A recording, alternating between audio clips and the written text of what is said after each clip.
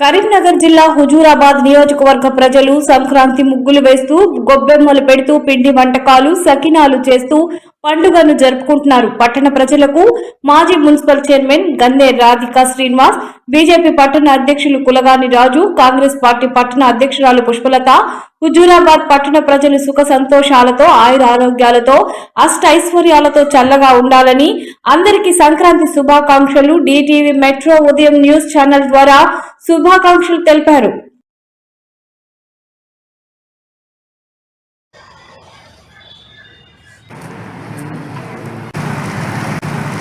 నియోజకవర్గ ప్రజలందరికీ సంక్రాంతి పండుగ శుభాకాంక్షలు, అలాగే రేపు జరగబోయే కనుమ పండుగ శుభాకాంక్షలు.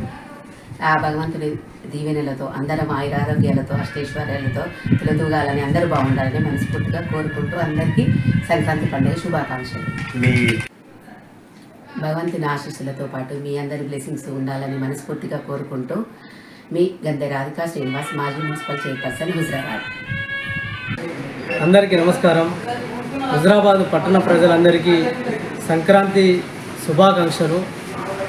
ఈ సంక్రాంతి సంస్కృతి సంప్రదాయాలకు మనము ప్రతిబింబంగా చూస్తాము.